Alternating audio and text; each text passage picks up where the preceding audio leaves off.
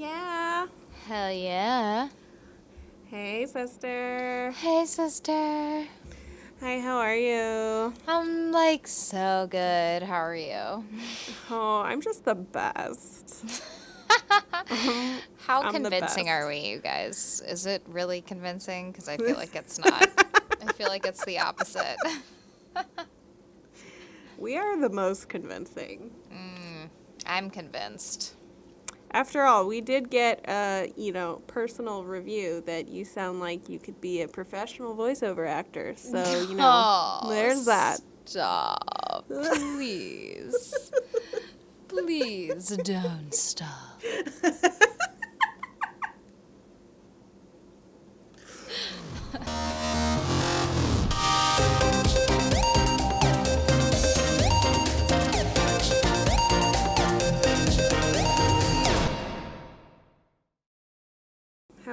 How's your week been?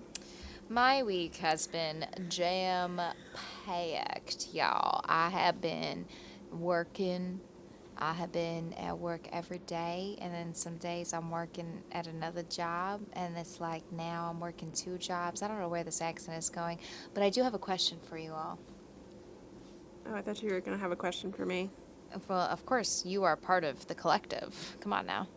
All right. Let's see if I can do this. I was practicing earlier today. Oh, good. Can you do an Australian accent? Wow, you did a really good job. I feel like I did a terrible job. It sounded a little New Zealand-y, but I feel like that's just nitpicking at this point. Oh my god. I practiced so hard. I cannot do an Australian accent to save my fucking life. No, I can say bacon in a Jamaican accent. Yeah, I can. Bacon. That's fucking easy, though. Yeah, well, you're the voice actor, voiceover person, not Okay, me. no, it's not that, because I literally can't say anything else. Like, out on the green? Shrimp on the Barbie? They don't actually say that, though. Well, I said it. So, I went there. No, there's this comedian. Fuck, I forgot to look him up before this.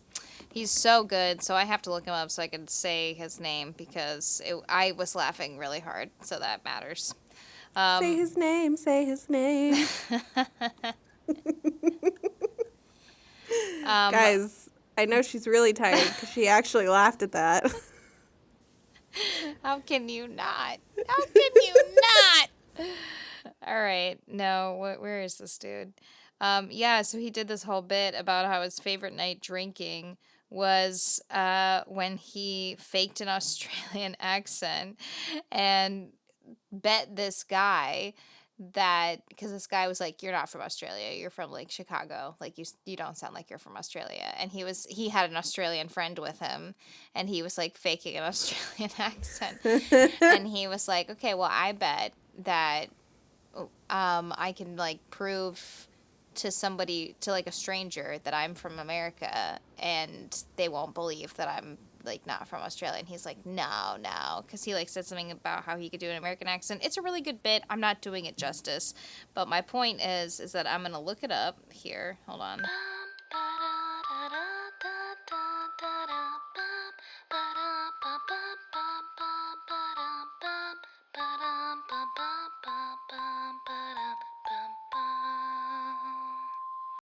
Can confirm. It's Mike Brabinski. The bit is called Fake Australian. You can look it up on YouTube. Laugh Factory, Chicago, stand-up comedy. Those are all the keywords you need to find the video. It's really fucking good, and that was the only thing that gave me the confidence to pretend like I could do an Australian accent, because obviously I cannot. I mean, you did better than what I could do, which I'm not even going to attempt because it will be awful. I was practicing in the car, and I was literally dying laughing so hard. At yourself? That sounds about right.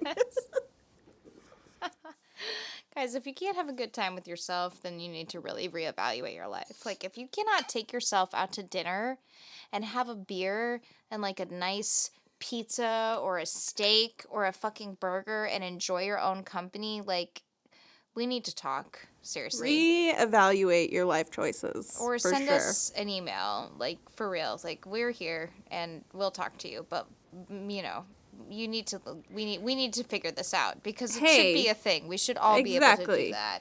Also, I have the confidence of a roly-poly, and I can go out there and do that. Yeah, but I feel like half of, like, our success is just pretending we have confidence and fooling no one. It's not even that. I literally don't care. I pick my favorite restaurant that I go out to eat by myself. I tip the staff amazingly because I want them all to know as soon as I walk in the door, yeah, I'm a one-top, but I got you. You know what I mean? So, speaking of doing things by yourself, I'm going to toot my own horn. Ooh, ooh. I don't know what that was. I'm so sorry. I know. It's like a prepubescent boy scoring a basket on the JV basketball team. Like, that was a rough noise that just happened, and I'm sorry. So, we mentioned it last week, but this is now post craft fair. And obviously, Emily and I are in 2 different states. So, yeah, very introverted girl here went and did a crafts show. She fucking did a great job, and I wish I was there. I mean, I was there in Skeleton. And I talked to 1,000 people. I mean, maybe not actually 1,000 people, but it felt like so many for hours. Oh, my God. By myself. So if I can do that, I would not have done that probably like a year ago, maybe even 6 months ago. That's how much I like this podcast, guys. Just FYI. So if I can do that, too, by the way, you can go eat by yourself at a restaurant. I just don't understand people who can't. Like, people who are like, I would never go out by myself to a restaurant. And I'm like, do you not love yourself? Because, like, no, I they have don't, issues obviously. with that. And even I can take my ass out to eat and, like, enjoy my own company. But I think the key to that is the weird, like, leftover fears of sitting by yourself at lunch when you're, like, 12 years old. Except for we're not 12 anymore, guys. That's not a thing. It doesn't mean you're uncool if you go take yourself out to dinner. And also, to be honest, I still don't get it, and I feel like it's like such a missed opportunity. You know, it is. So we did mention Instagram for a minute there, and I wanted to bring something up. So today I posted on Instagram a tweet meme. Are they even memes anymore if they're just screenshots of tweets? I don't know. I don't know how Gen Z works. Back in the day, we made our own memes. Right. So I shared this tweet meme from this Twitter user called So Complicated. Wow. Adorable. Yeah. Oh my God. And so it says, do beavers even know what they're doing, or do they just see water flowing down a river and think, absolutely not? No, they see water flowing down a river and they think, damn. Shut up. I hate you so much right now. So anyways, I shared that. And They Will Kill liked it and shared it to their Instagram story. Girl, let me tell you how much I'm living for They Will Kill sharing our post. Shout out to They Will Kill. They're like the cooler grown-up versions of us. Yeah, we've said that before, so. I think we cut it out of an episode, though. We've said it multiple times at this point. Doesn't mean it's not true. It's very true. Yeah. So I just, that was my... I was honestly, I was peeping that earlier today. And, you did? You saw it? I mean, we might have to cut out our creepiness, obviously, but... No, we might. What are you even sipping on? I thought you couldn't drink soda. I can't. It's water. Is that a diet water? No, it's a water with Mio juice in it, so I can drink juice like a child. I thought you couldn't even drink regular. You can't drink caffeine. What isn't even in Mio? What is that? Nothing. It just makes it taste like juice, so that I don't feel like I'm drinking lame water because I'm a child. Water's not lame. Have you Guys, forgotten water how isn't lame. I'm afraid of water, and I drink water. What is she doing? I ask you. Have you forgotten about the water quality out here. Oh, yeah, you're right. Thank Don't you. you have bottles?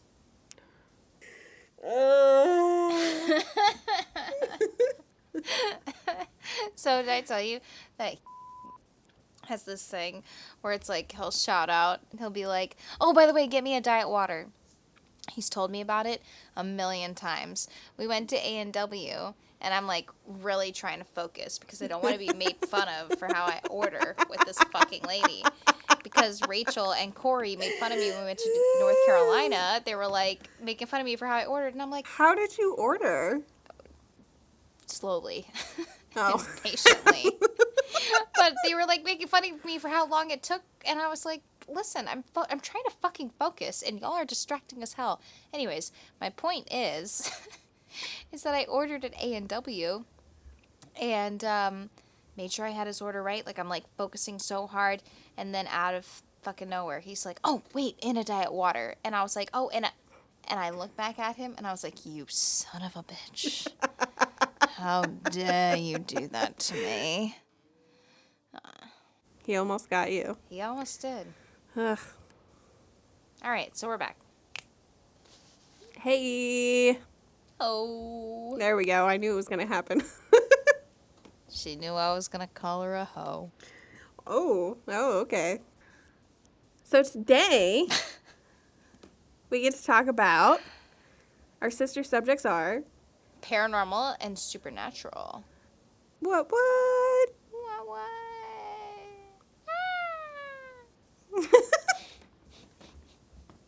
We really need to start recording videos. Like, No, trust. You guys do not need video of the faces that I make to make those sounds and noises. yes, you do. So yeah,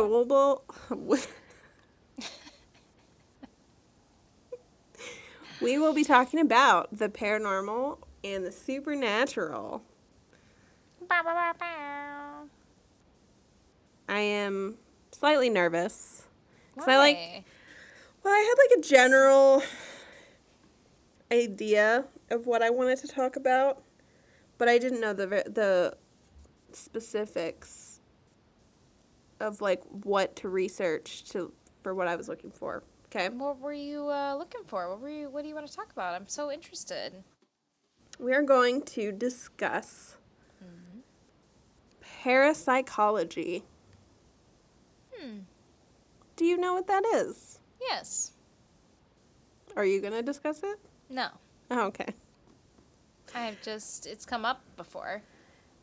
Yeah. So parapsychology is the study of proposed psychic phenomenon, extrasensory perception, a sixth sense, telepathy, second sight. It also encompasses apparitions, hauntings, near-death experiences, out-of-body experiences, clairvoyance, precognition, etc. So this is the general term I'm using to discuss my overarching theme, which is more related to paranormal energies in general. All right, so brief thing about parapsychology. So yeah, it's a study of proposed psychic phenomenon. It was founded by Joseph Banks Rhine, who was originally a botanist with a PhD in botany, who was also in the Marines at one point. And he went to a lecture in 1922 by Arthur Conan Doyle that exalted proof of communication with the dead. I had to look up what exalted meant because I wasn't sure. Apparently, exalt means to show or feel jubilation at something. So, learned that. Why did you think it was something religious? Yeah, I wasn't sure. It sounded like exalt. So, it was close. I wasn't sure. Wait, they're different words? Yeah. It's exalt with a U. Oh. Yeah. Okay. Heard Yes. that. So, I just want to go into this little tidbit because I think it's funny. So, he went to this lecture by Arthur Conan Doyle, the guy who wrote Sherlock Holmes. Okay. And he's like, oh my God, this is so exciting. We can communicate with the dead. So he got super into it, but also got involved with exposing fraud with mediums and spiritualism in general. in Mm. the early 1900s, right? So people were friends. It seemed like people were friends with this lady, Mina Crandon. He claimed that she got her seances, they usually take place in the dark, and well, at least back then. And so, one, sometimes our brain can interpret things differently in the dark and make up things that aren't there. Right. But also, they can use the dark as a cover to actually, do things, make noises, like have there be quote unquote apparitions that if the lights were on, you could tell it was not actually an apparition, or Right. make it seem like she was floating when she wasn't actually floating. So he was like, It's like those blind restaurants where you have to be like blindfolded and they make you like think that you're eating real food, but I don't like that. I don't want to do that. I'm sure you are. No, thank you. Really So, eating like the busboy's toes. ew, stop. I was like, what's the grossest thing I can think of right now? That was really gross. So yeah, he was like, hey, this chick Mina, I saw her do this, like, this is fraudulent. But it seemed like people were friends with her, and they didn't want to accept that, his paper into the American Society of Psychical Research. So he said, fuck you, and published it elsewhere in the Journal of Abnormal Social Psychology. And after he did that, Arthur Conan Doyle, the guy who got him into this paranormal stuff, wrote an article titled J.B. Rhine is an Ass. LOL. Straight and to the point. Yep, because as we've learned from previous episodes, pettiness is not a purely modern trait. Oh, definitely not. So he's the father of basically parapsychology and this research in the early 1900s.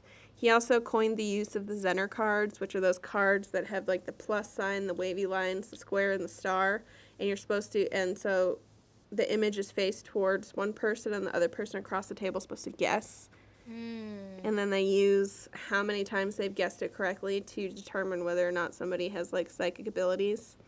There are a lot of issues with that, and his research wasn't great. His research methods weren't great, so it sort of muddled his data. But he did pave the way for this research into this parapsychology, paranormal kind of area. In 1957, the Parapsychological Association was founded, and in the 70s and 80s, there was a lot more interest in psychic abilities and the occult, and obviously there's more technology, so testing kind of like ramped up, right? This is just a basic overview, because I want to talk about the things that are considered part of the parapsychology realm, okay? Like what? Well, so I'm going to start off with the most believable and backed up, and then, like, backed up by modern science kind of thing, and then go to the least believable. I don't know. I feel like in movies and in TV shows, like, everybody expects paranormal things to be like something fucking crazy. You know what I mean? Like, Yeah. Like a poltergeist situation. yeah, or like this weird dark figure coming and eating your face, or I don't know, like what, but something really ominous and obvious. Whereas I've been thinking about it a lot this week, and I'm coming at it from a science perspective, but also bringing in my perspectives of like, I don't think it's that obvious, personally. So, with meditation, right? Nowadays, when we think about meditation, it's pretty common. Like workplace stress reducing things, they often mention meditation. I mean, we got stuff at work about meditation and how it can help with your mindset and all this other kind of stuff. Right. But it's only in recent years that it's like been considered more mainstream and that the benefits are more widely acknowledged. It used to really be considered more new agey and hokey, Its earliest evidence was in Hindu texts, and it's prominent in religions in general, but I think that's also why it wasn't super taken seriously until recently. However, the National Science for Complementary and Integrative Health had an article about it that I thought was super interesting. So in 2012, researchers compared the brain images of 50 adults who meditated and 50 who didn't. And basically what they found was that those who practiced meditation for many years have more folds on the outer layers of their brain. Mm-hmm. And this may increase the brain's ability to process information. Right? Which is interesting. Yeah. Another 2013 review of some studies suggested that meditation might slow down or even reverse changes that take place in the brain due to aging. All of that I believe, because that was another part of the Claire Sylvia episode, where she had been practicing meditation for years and was part of that study that she actually reduced her blood pressure through meditation alone. Yep, and see, that was another thing that I was going to mention is that there's research. There's mixed evidence, but there's small and medium enough amount of research that it's suggested for help with chronic pain, anxiety, stress, blood pressure, all kinds of stressors that meditation is supposed to help with. It probably also is suggested a lot because there's not really too many negative side effects. Apparently, some people claim that meditation increases their anxiety. I think that it kind of depends, because I can see that point in a sense of it really just depends on what your experience is. I don't know. So for me, I know when I first tried meditation, it was doing things like focus on your breathing and do this amount of breaths and focus. It's really hard for me to stay focused, and then I get stressed out and I am annoyed with myself. Mm-hmm. But if I do guided meditations, I don't have as much of that issue. And since I've been doing guided meditations now for a couple years, my ability to do the other meditations without guidance has increased, if that makes sense. Yeah, personally, I think it's a great tool, and, I would encourage everyone to try it, but I also could kind of see, depending on, literally what your experience is, that there are ways where that could be scary. Imagine if, you had, a sleep paralysis issue, and maybe in meditation you had a moment where you saw your sleep paralysis demon in the waking life. You know what I mean? It's there are certain circumstances that are outside of our realm of understanding that might cause someone to be anxious about opening themselves up. Fair. So really what I'm trying to say with meditation is that, this is an example of something that was previously just thought to be wishful thinking, kind of weird, on the same level of I feel like it was on the same level as prayer or something like that, where it's not it's not really going to help. And now that there's been more studies. Thoughts and prayers. Yeah, exactly. And now that there's been more studies into meditation in the long term, the short and long term, there's actually now evidence that it's helpful. Regardless of the fact that if you really think about it, what are you doing? You're sitting and clearing your mind. No, so with meditation, what I was thinking was that to me, if you think about it, break it down, meditation, everybody's oh yeah, do meditation, it'll help with this. But realistically, what are you doing? You're sitting still and trying to relax your mind and clear it. And there's all these there's all these great benefits of just being able to control the energy in your mind. Honestly, that's how I see it. Right? Yeah, of course. And so that's where this is my stepping stone. So it's this is my reasonable stepping stone. We're going to get further and further into this is where my train of thought goes with these paranormal experiences. And, I mean, to be frank, even with... it's gonna get personal. Um... Oh, yeah? The reason I bring this up too is like I've mentioned in the previous podcast, but like, and hopefully not everybody doesn't think I'm insane, but like when I do more meditation, I do experience more paranormal type stuff. Like even today, I also didn't get a lot of sleep. I'm on like 4 hours of sleep, and I finally had time to lay down for a little bit. I was like, all right, I'll do a meditation so that I don't actually fall asleep, but I still get some rest. But I forgot to set an alarm. And I dozed off, but I came back to it because it felt like somebody tapped my arm.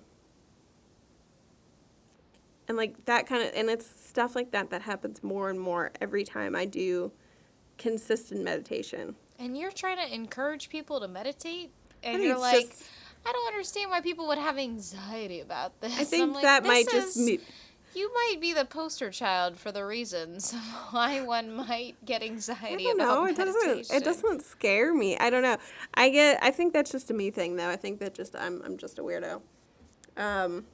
But anyway, so the whole reason I bring meditation is just because I feel like it's like the first reasonable stepping stone into these paranormal experiences. Right. And my point in bringing it up to you is like, I feel like it's a lot easier for people to accept things like UFOs. Most people, if you're like, do you believe in aliens? They're like, yeah, there's probably aliens out there somewhere, right? Right. But like ghosts and other kind of stuff are still kind of iffy. Like only 42% of Americans say that they believe in ghosts. But 74%... I mean, they could be time slips. True. But 74% say they believe in God. Which I find interesting, because is that not supposed to be like a disembodied spirit? But I mean, hey, that's The just Holy Spirit. I It's know. like, a literal ghost. So, from meditation, we are jumping to the next stepping stone into the paranormal experiences that are pretty common, right? Mm-hmm. Well, relatively. And that has been studied, which is near-death experiences, okay? Mm-hmm. I've been watching Surviving Death, right? Oh, nice. Yeah, it's good. I like it. Full disclosure, I did have to, like, skip the episodes on mediums because I just... That's where they kind of lost me, to be Yeah. honest. It was a little much for me, and I was like, oh, I didn't realize, you hooked me in the beginning with the near-death experiences and, like, kind of opening my mind to, like, the boundaries of, like, the medical and the spiritual and the physical world and all of this, and then it went straight to, like, trance-induced and mediums I don't like it. and like being in And a then- dark room and yeah. weird voices, and I was Yeah. like, this is not what I thought I was signing Nope. up for. I am 100% in agreement with you, and this is where I feel like I'm trying to undo that, because, like, they started off strong with the, like, we're blurring the lines between the physical and the physical scientific that we can test and the paranormal. So Right. I feel like meditation is part of that. Now we have near-death experiences where, people have reported these crazy experiences, Yeah. but there's not real proof. You know what I mean? Yeah, well, I mean, like, how do you prove what's going on in someone's head? So the other Or thing is... anything's head, Yeah, like, so one part that I thought was super interesting, I found this article, and it referenced a Dr. Sam Parnia, Mm-hmm. and he really likes the idea of studying near-death experiences. However, like that about him. Yes, me too. However, there's no easy way to, like, induce a near-death experience. Oh, well, have you ever heard of this show called The OA? Oh, I mean, yeah. I know how you feel about the OA. Because there's a guy called Hap that might have some info for you. realistically, that does make it difficult in the scientific community because with Yeah, science... because, like, what are you going to do? You're going to kill people Yeah, over and over again? And exactly. It's all about the empirical data where you have to be able to replicate those results. And if you Yeah. can't repeatedly put people through that situation, it makes it difficult to study, right? Yeah. But when he was working, so he was the director of critical care and resuscitation research at New York University Langone Medical Center. Mm-hmm. And he surveyed a bunch of people who went into cardiac arrest. And out of 140 people that he interviewed, 46%ish had the sense of being conscious during that event, even though they weren't, right? Yeah. And so he's quoted as saying, what we've learned is that, yes, when we come close to death, we seem to have transcendental and mystical, whatever you want to call it, experiences. They're not consistent with delusions. They're not consistent with hallucinations, he said. He said this finding suggests that consciousness might be more complex than experts previously thought, which is the way that people write it off now is like, it's just the brain's way of malfunctioning before it's dead, which but that's even something that they said in Surviving Death in the episode that I did watch. Sorry, I just threw a pencil on the ground on accident. But yeah, that's what he said. Is he was like, people have said that it's morphine or that it's the drugs that like you're under, and he's like, well, people who are under the influence of drugs do not experience near-death experiences. They don't have that. It's people who don't have drugs in their system that have this experience and that are aware and awake for this the entire time. Yes. And so in a previous episode, you mentioned the lady who died giving birth, right? She flatlined on the table. Yeah, and she had told everyone for weeks that she was like hallucinating, that she was gonna die, and they all treated her like she was fucking crazy, and then she literally died. Literally. And so in this show, it's so interesting, because this is what made me watch this, actually, was Emily mentioning it on a previous episode.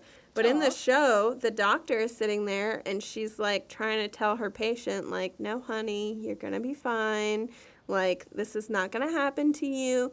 And then when it did, they're interviewing the doctor, and the doctor was like, oh, my God, I can't believe this is happening. And she said it under her breath, and she's crossed her arms across her chest in shock. Yeah. So this lady's flatlined on the table. She's dead. They're trying to resuscitate her. The OBGYN is sitting there going, oh, my God, I can't believe this is happening, with her arms across her chest. And the lady who has died on the table is there, says that she was there and saw this woman do this. Wow. And how else could she have known if she was not actually there? How else could she have known if she was not there? And it's like that. And even and that's something the doctor even admitted, which, like, yeah, doctors are definitely skeptics when it comes to this. But she's like, I was skeptical, but when she told me exactly what I said and did in those 5 minutes that she was dead, like, how can I not believe that? Exactly. And it's like, I feel like that, honestly, mixed with what you just said about, like, consciousness being more complex, and I'm like, and that's kind of what I thought about the octopuses, where I'm like, you just can't measure cognitive ability. You cannot measure what that actually means in the actual, literal, visceral, physical, spiritual sense. Like, there's no way to measure that. You can observe behaviors and record behaviors in a controlled environment. That you can do, but to understand exactly what consciousness of any entity really is, I think truly is impossible unless you have that experience. And like you just said, it's like, how could she have known if she wasn't there? Exactly. And that's something that this doctor too, Parnia, says in this other article.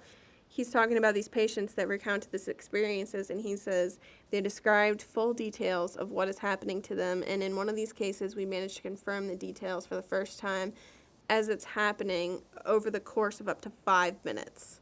And he said this is surprising because the cerebral cortex typically shuts down within 2 to 20 seconds of losing oxygen. And this lady was dead for minutes, right? And then... Yeah, but where are they getting these cerebral cortex facts from? So, Because I that's think... my beef, is they always are like, oh, you're going to be brain dead in like less than 60 seconds, and then there's all these people with these crazy experiences, and I'm like, who is getting brain dead? And what is their life like? Like, what is their diet like? Like, what is going on with those people? Because we don't hear enough about those situations, in my opinion. So, I think what they say is, like, quote-unquote shuts down. It's just that machines can't detect, like, the electrical impulses in the brain anymore. But... So, when this happened to her, could they detect, like, whatever in the brain, electrical impulses or whatnot? They said that there was no activity. She was dead. And then, so, there was another lady. There was the other lady. I don't know if you remember this one. So, she was... The canoeing accident or the kayaking? Bruh, yes. Yeah, I remember that. So, this one killed me because she's kayaking, and she goes down this dangerous-ass waterfall and drowns. She drowned. Yeah. And she was dead for like 30 minutes. They pulled her out of the water, and she was blue, and her eyes were open, and she was dead. And she described this full experience of the afterlife and meeting with spirits, and she also got a premonition that her son was going to die young, and, you know, the sense of time was warped, and, you know, sense of happiness and peace, and all these common things that many other people have with near-death experiences. But she was dead for 30 minutes. Technically, because of how long she had gone without oxygen, there should have been extensive brain damage. And she didn't have it. And she was brought back miraculously. But with this experience. I just want to know what the percentage is of like people that have had near-death experiences that literally come back brain damaged. That's a good question. That's something I didn't look into. Because that is always what you hear on these shows. Obviously, like, I know I've mentioned it several times. Like, we used to watch I Survived or I Shouldn't Be Alive or, like, all of these weird, freaky shows because they have juicy stories that are fun to listen to, ironically. Mostly because the people survived, honestly. And, well, some of them did. Oof, I don't know. It was problematic. That's probably why it's not on anymore. I mean, but it's also problematic. Why do we as a culture like enjoying listening to true crime so much? It's not even just true crime. It's like all the freaking every hit show is about police, forensics, Death, doctors, dying. Yeah, dying, it's like murder. I think murder, serial killers, all the fucking serial killer documentaries. Yeah. And I think really, like, our biggest fear, like, as a species, and tell me, y'all, if this isn't true, if you were in the woods, okay, and you're walking in the woods, and you hear a stick break behind you, and you whip around and you turn, and you see a man standing there with a fucking chainsaw and some weird mask, and he's covered in blood. What do you think? You think you're gonna die, right? Yeah. Now, if the same situation happened, you're walking in the woods and you hear a stick breaking behind you, and you whip around and you turn, and you see a wolf that is just as surprised to see you as you are to see it. Do you have that same feeling?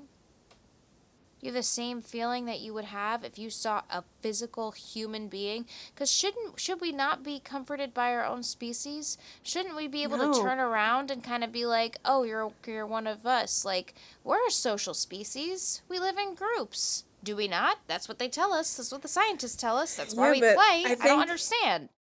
Yeah, because, I mean, I'll be honest. Like, part of the reason I mentioned before, I think, that I used to be really afraid of ghosts as a kid. And, like, so much so that, like, I slept with the light on until way too late in my life, guys. I still sleep with the lights on, all of them. Oh, I can't anymore. But hashtag motherhood. I'm like, I cannot sleep in the dark. I'm always afraid something's going to get me. Yeah, Still. so what happened is that as I've grown older and had some really terrible experiences with our own species, I've come to realize that I have less to fear from the possible paranormal than, other people. None of a person. Yeah. Yeah. And so that's sort of really, one, helped my fear of ghosts, and also spiked my interest in the paranormal more, because it's like, well, the likelihood of me getting killed by another human is way higher than me getting, like, possessed by the devil or something. You know what I mean? I guess, knock on wood. I don't know. I don't really believe in that, though. That's a whole nother thing for a whole nother day. Yeah. But yeah, so back to the near-death experiences. There's really a lot of common threads, though, right? Mm-hmm. A lot of them, and they mentioned this in the Surviving Death, that a lot of them, the sense of time is completely warped. Right. One guy was like, it could have been minutes, it could have been a millennia. Like, I have no idea. Right. There was a great sense of happiness and peace, which, like, brings me hope. Not gonna lie. Or often there's a sense of a tunnel. Now, I feel like people can use the sense of a tunnel to be like, well, everybody says going to a tunnel, so that could just be a preconceived notion that we have in our heads. So if we know that we're dying, that's already, like, an idea. I feel like really, truly what it is Western civilization just, like, telling you that you're not a fucking valid being, and that you're not the same as, like, an orangutan or a sloth or, like, any other being that is, like, fully connected to the fucking earth. Mm-hmm. But no, you're a person, so it's like you have to live by a different set of rules, and that's bullshit. And it's that's just all bullshit. And honestly, that is the big theme for me today, is, like, yeah, it would be really great if we could, like, definitively prove, like, some of these things. But one, we don't know that we won't at some point. Like, we're still we still got a lot of time, hopefully. Two, I just think that it's really ballsy of us to be like, welp, science can't prove it now, so it must not be true. Like, do we really think that we know that much? Like, I guess, because I was just about to say, it's exactly what I said last week, where it's like the more that we find out about things, the more we learn that we don't know. So, and the other thing that makes me think of is, like, it's space, okay? Let's talk about space, because that's a very, people can agree that space exists, right? Mm-hmm. And when I was looking at the time travel stuff, they talk about space a lot, and it was, like, making my brain explode. But one of the things that stuck out to me in one of the articles was, like, the more we learn about it, simultaneously, the more we learn that we don't know. Exactly. And, like, I wish that could also be applied to these things that weren't so easily dismissed as, oh, that's just a hallucination. Oh, that's just wishful thinking. Oh, that's just your brain malfunctioning. Which, to me, to be honest, I think that it's just easier for some people to not believe in stuff, because it's way scarier to think that, like, I don't know, maybe you'll have to have consequences after your life is done, or, like, who knows what. You know what I mean? But, so I think for some people it's just a easy coping mechanism. Yeah, it's like homophobia for the spirit, Yeah. Paranormophobia. Paranormophobia. Paranormophobia. TM. So, like, going from there, I got really into Surviving Death. I haven't finished it yet, but it's definitely up my alley kind of show.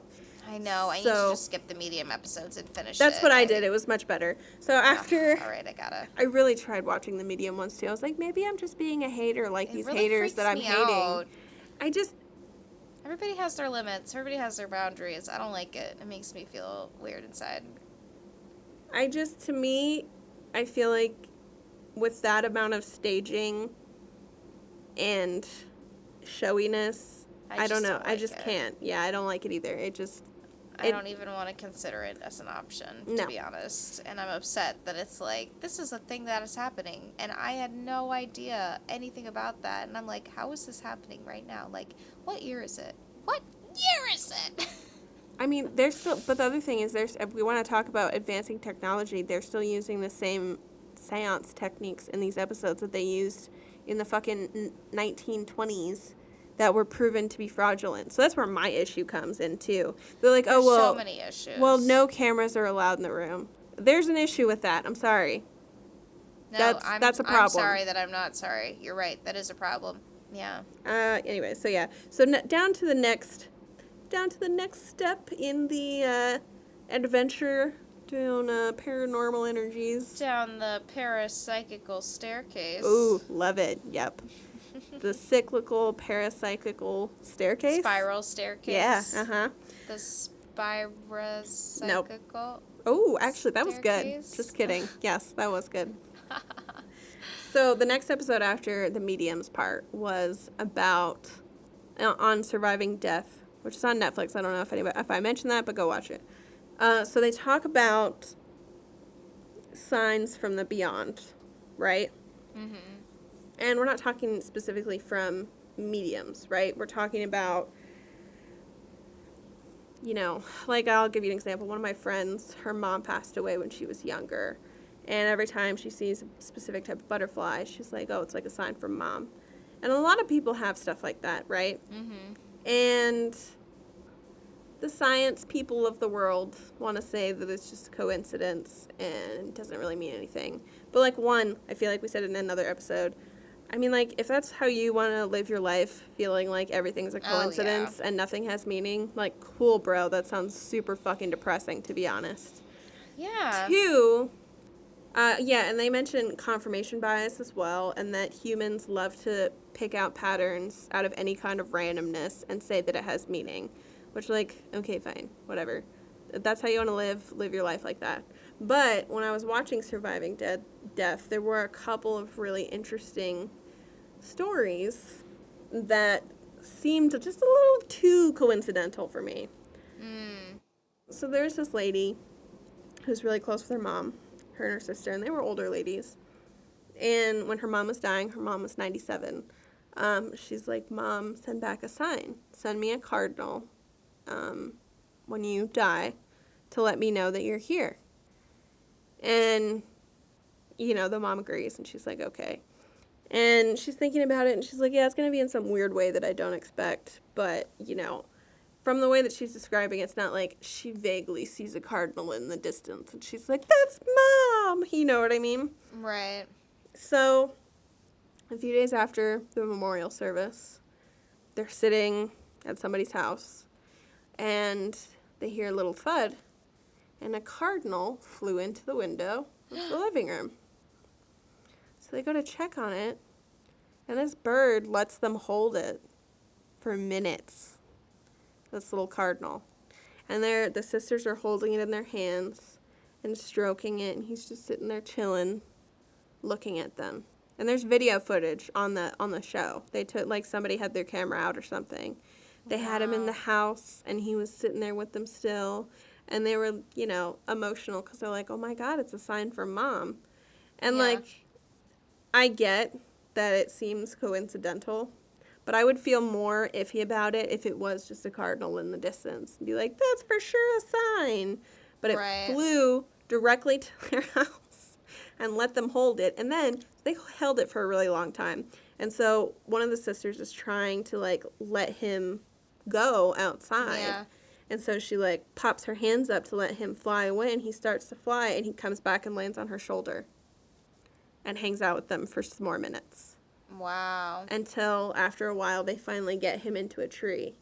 And then he stays in the tree for a little bit, and then he lets them pet him, one more time, and then he flies off fine.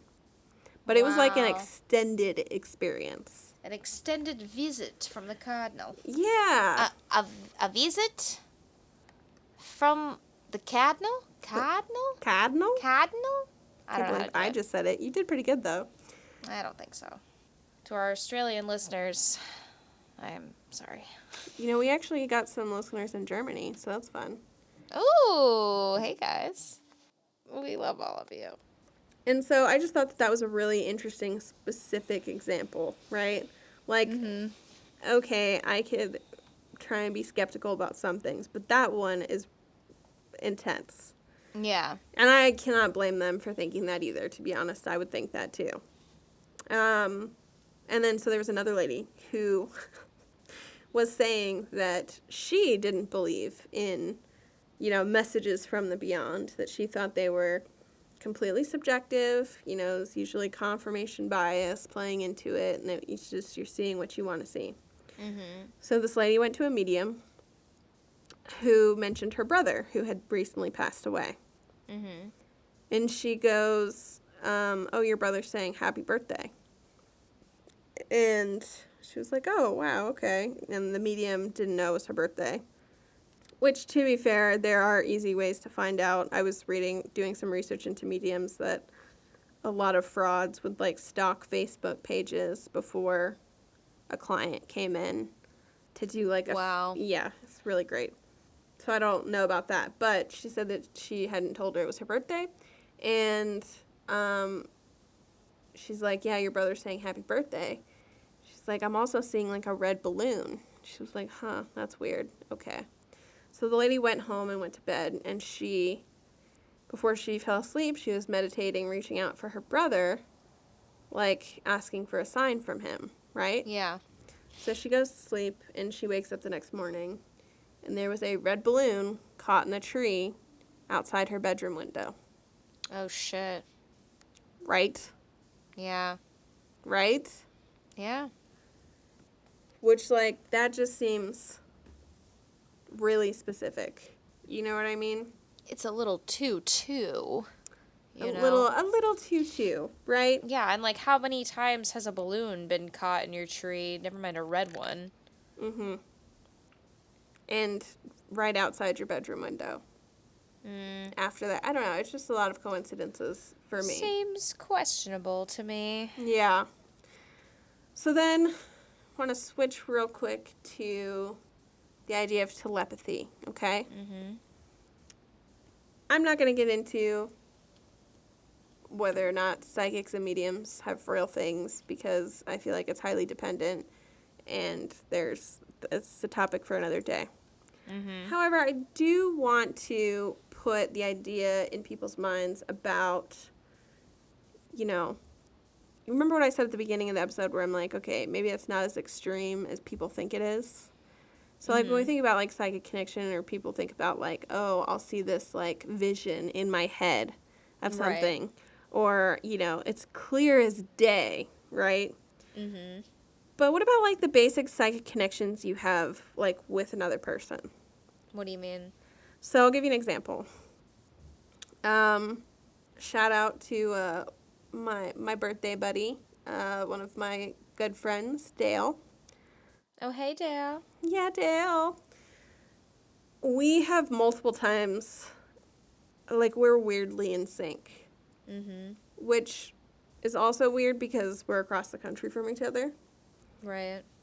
But it's gotten so common when he's having a bad day, he'll call me and check, or message me and check on me and be like, hey, are you doing okay today? And I'll be like, no, I'm actually having a really shit day. And he'll be like, yeah, my spidey senses were tingling. I thought you might be having a bad day because I'm not doing well today either.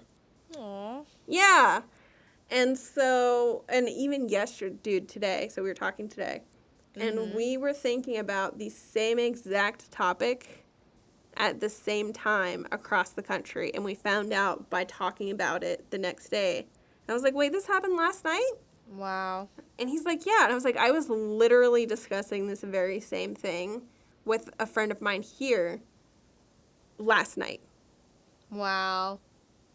And, you know, I don't feel like, and you know, it doesn't sound like anything crazy, but I also don't think it's that uncommon of an experience. No, I feel like isn't that a thing? It's like if you think of someone without ego, like, And then they call you or text you. yeah, it's like when your ear starts to buzz. Yeah, or they call you or text you, or like, you know. Yeah, I feel like here's the thing that's really annoying about humans trying to prove that they're not anything special is like I feel like humans are. I feel like we actually do have a set of skills that we neglect, you know, and it's like meditation is one of them. But yeah, no, I definitely feel like there are certain people that are on your same wavelength. Mm-hmm. I'm not saying that like they can read your mind and be like, Sarah's thinking about chicken Alfredo right now. You know, it's like they can't do that shit, but it's like because you are close or like because you are similar in personality, it's like, yeah, You know, you could probably play that game where you're like, we're 3, 2, 1, and we're going to say the same word. And you could probably get it multiple times just because of how close and how good of an understanding you guys have of each other. And realistically, like, okay, these are words that we use commonly, right? We talk about Right. having a deep connection with somebody. Yeah. But if we break down that phrase too, and we think about a connection, like we use the same term when we're talking about phone connection, internet connection, a way to pass information between. Exactly. It's like, yeah, it's like we believe in Wi-Fi. How many of us know exactly how Wi-Fi works? Wi-Fi is magic, I swear. Like, how many of us know, like, the actual mechanics of how Wi-Fi works? Like, if you know, good for you. But it's like, how many of us also trust that when we type in the correct little numbers and letters, then we're going to fucking get a connection? Okay, so there's another good point, too. Is like, we're talking about, like, radio waves, right? Sure. So if we don't have a radio that's tuned to a specific frequency, we can't hear the stuff that's on that radio frequency, right? Right, yeah. But does that mean that stuff isn't there? Yeah, no, it's just like when you're listening to FM all day, that doesn't mean that there's no AM stations going. Yeah. I think that the real issue is that we don't have that way, or scientists or whatever haven't figured out the way to tune into that kind of thing. I fully love science and researching into things and figuring out why things are the way that they are. Like, obviously, welcome to the podcast. But I just also feel like some ephemeral experiences in life, like that how could you possibly think that you could, like, bottle it? You know what I mean? And reproduce it. That's another thing that they said in Surviving Death is he's like, listen, how do you study NDEs? How do you study these things that people bring it up? He's like, everything that has been studied, you know, from like behavioral things or like developmental, you know, social behaviors has been studied through accounts. Accounts of people sharing their experiences, and that's where it starts. Yep. So even with, like, let's go back to meditation, right? Which that is backed by science to have improvements insofar as, you know, pain management, stress management, lowering blood pressure, etc., right? Healing, yeah. Healing, yeah. And I'll be honest, like, that's one of the reasons I use meditation, too, is for my rheumatoid arthritis with the chronic pain. If I'm having a really bad day with RA, I do meditation, and I'll tell you what, that shit helps way more than, like, ibuprofen does. I'm not, like, to be quite honest. I mean, I have to have an hour to actually, like, turn my mind all the way off kind of thing for it to really be good, but, like, still, it's helpful. Right. But my point bringing it back up is, like, yeah, there's studies that have shown that is helpful. But do we actually know why? We don't really know why. We just see the correlation. And honestly, that's a lot of science. Yeah, it is. You know, when you talk about, like, okay, yeah, there's those random facts, like, oh, if you have a cat, you're less likely to die from a heart attack or something. What? I've never heard that before. There's some random facts about, like, having animals specifically. But that's not that there's any causality between it. It's just a correlation. Right. And it's a correlation enough to where it's like, is there a reason it's related? I don't know. And that's kind of the same with meditation. No, it's a good point. It's like the need to prove that something is or isn't happening is just somewhat baffling. It's like, I get it. I do get it. But it's also, when it comes to things like this, I'm also kind of like, well, obviously it's doing something, you know? Yeah. No, I'm with you on that. And, like, there's just... there's plenty of other things that we, like, can't realistically prove in life either. I mean, we could sit there and be like, oh, love is a hormone. You know what I mean? Yeah, that oxytocin bullshit. I don't like those studies where they're just like, oh yeah, it's because this hormone is released. I'm like, maybe, because of, maybe it's the other way around. Maybe the hormone is released because of the connection with the person, you know. Yeah, it's like maybe I chose to release it. Yeah. Maybe it didn't just, like, come out on its own. Yes. And maybe I don't know. it just diminishes it. You know what I mean? It diminishes and it invalidates like our experiences. Yes. And that's where I think I take issue with it, is And that level. to be honest, that's part of the reason why. I mean, I'll go into specifically at the end why I wondered about this stuff and what was really on my mind. But that's Mhm. part of it is I'm tired of second guessing myself on everything. And not that there isn't like a reasonable, you know, yeah, you probably shouldn't think that you're the best at everything. But you know what? No, it's like that doesn't. First of all, I feel like that doesn't apply to women. Any women. I don't care if you've like any woman, cis or non, or all of us together. It's just bullshit. And I know some men experience bullshit too, but you know what? The majority of you are pretty much validated a lot of the time. And you Yeah. know what? We don't know what that's like. And it's super No. fucking annoying. Like, to have to Yes. fight tooth and nail for like literally everything. So I don't know if I can say this, but I had someone ask me about how the podcast was going, right? Oh, yeah? So I brought up a topic that I had researched a decent amount, and I was like, yeah, it's pretty cool. And I talked about this.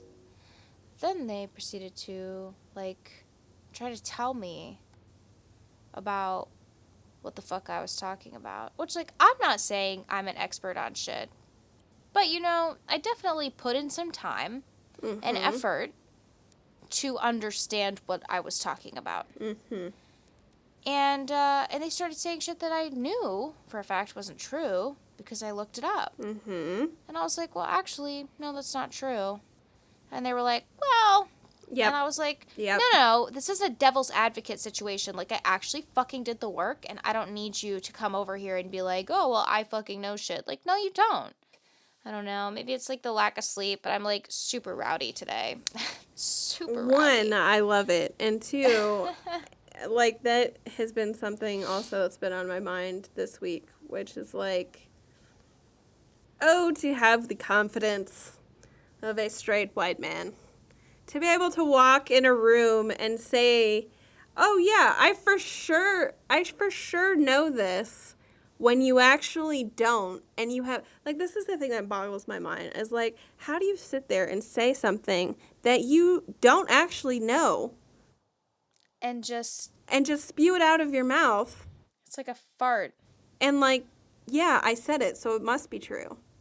Because, like, to be honest, I had my own experience this week with, like, somebody being like, well, you don't actually know this, so. And then I looked it up and they were still wrong. I'm like, don't try and make me seem like I'm the crazy super fucking person. annoying thing. It's like, we have to look it up. Yeah.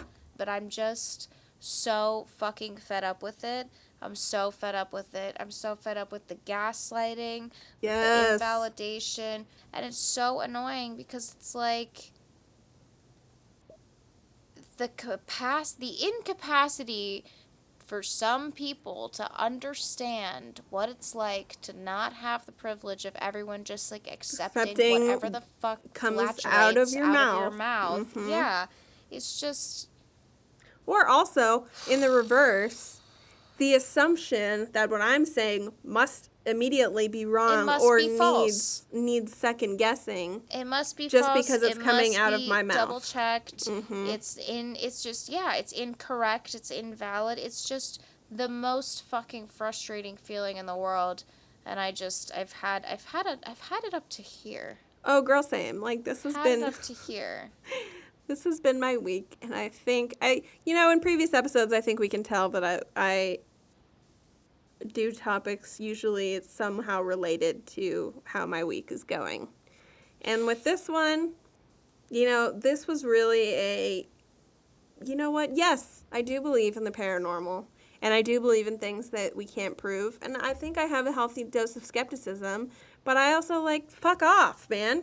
It's just like having the confidence to live out loud at the gym. They put a Bluetooth speaker in there for someone to use it. And that someone is going to be us. And we're going to live out loud. And we're going to play Monster Mash real fucking loud. Oh, yeah. I All like it. year round. Do on repeat. Do our dance team dance to that? Do you remember? Fuck no, I don't remember. I remember there was a dance. Yeah. And another thing with all of this paranormal stuff, because I'm pretty much, I feel like this was a broad introductory episode.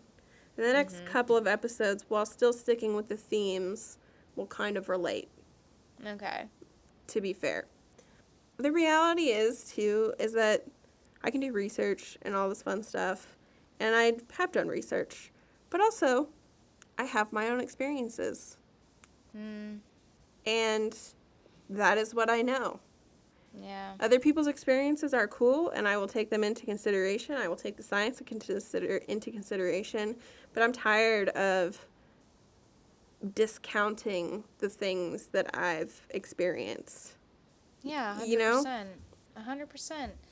You know, and it's just kind of like, one thing that I do find a little bit of comfort in is, like, you know, when it comes to paranormal experiences or, like, supernatural shit, it's like this has been recorded for centuries. Yeah, it's not, like, people have been trying to contact the dead and the afterlife literally since the beginning of time.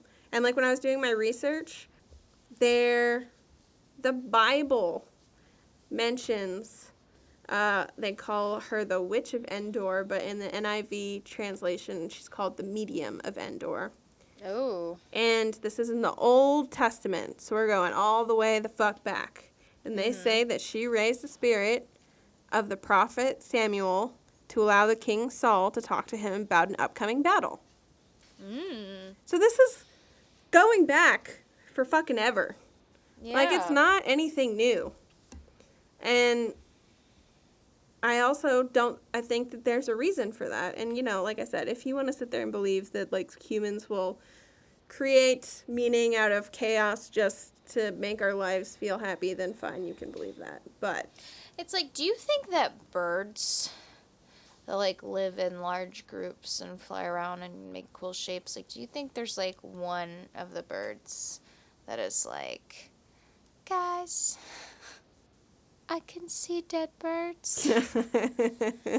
And all the birds are like, oh my god, you're so dumb, like, we're all right here, and when we die, we just die, like, wow. And they're, like, flying around, and then there's, like, another bird that's like, hey,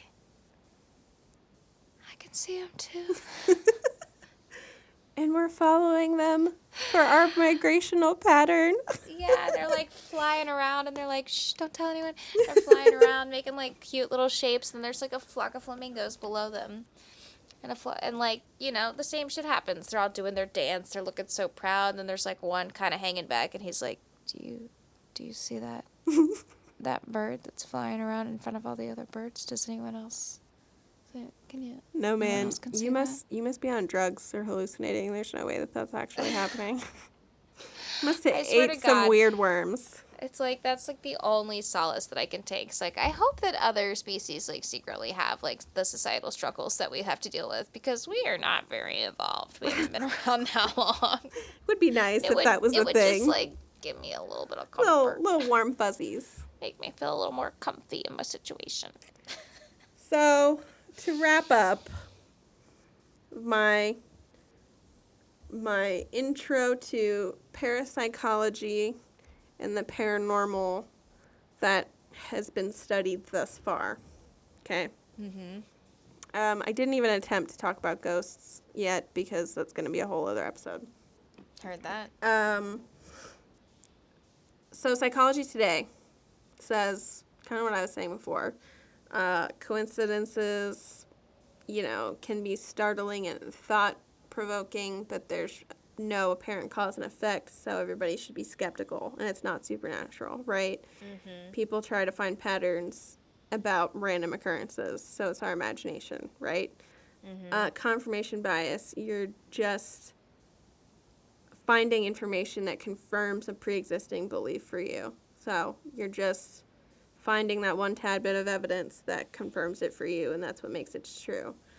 And researchers were also saying, too, that out-of-body experiences, I think we mentioned this earlier, and other elements of near-death experiences that might point to consciousness outside the body could just result from random anomalies in the brain. And so this is what Psychology Today has to say about parapsychology at the end of their article. And to that I say, go fuck yourself. Yeah, I'm just like random occurrences in the brain. That's just such a depressing way to live, too. Like, I don't know. So somebody was mentioning, or I was reading a book recently, listening. I have no time to read. So I was listening to a book, and they mentioned something about getting back to your, like, childlike self. And that's something that I've been trying to think about, too. And that kind of played into this as well. But I'm like, you know what? When I was a kid, I believed in, like, all the magical things. Yeah.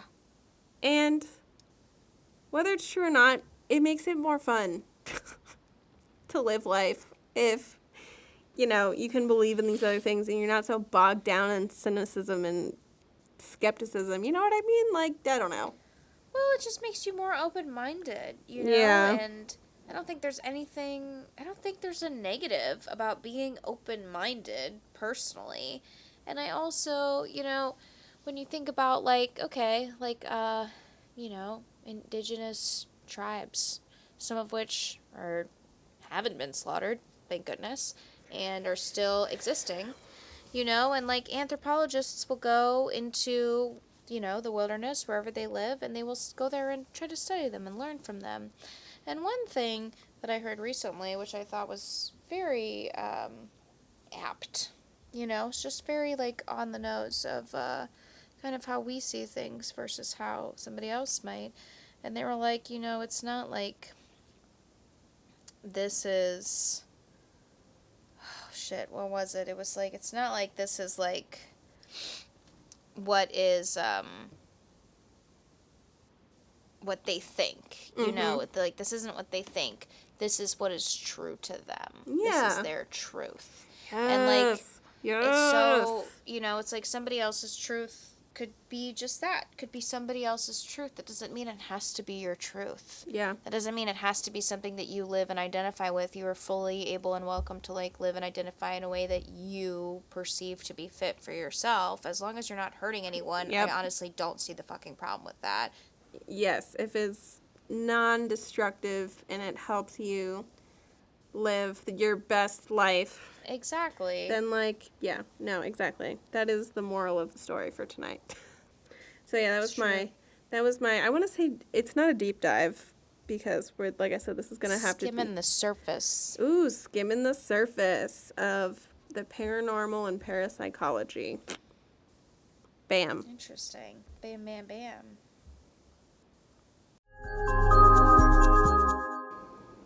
Alright, so this week I am going back to 12th century England. Ooh. Yes, which came up during the Strid. Yes, it did. So we're going back to William de Romilly's time, before he died, hopefully. I don't actually know. I should have looked up the timeline there.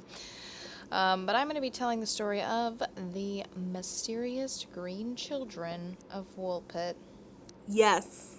Have you heard about this? Vaguely. All right. Yeah, so it's Woolpit, which is in Suffolk, or Wolf Pit in Old English. Are you ready? I'm so ready. All right. It was harvest time in Suffolk County. The harvest wind blowing gales throughout the land. A mysterious wind of change settled in the village of Woolpit, named after its wolf pits that the villagers used to trap and hunt wolves. These villagers had no idea they would be playing host to two strange beings.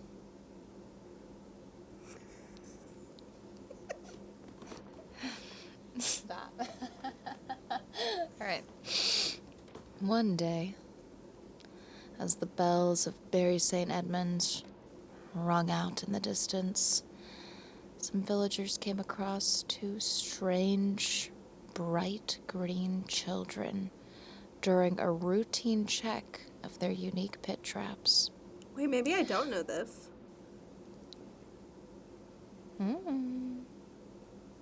The children seemed to be brother and sister, and spoke a strange and foreign language that was completely unknown to the villagers.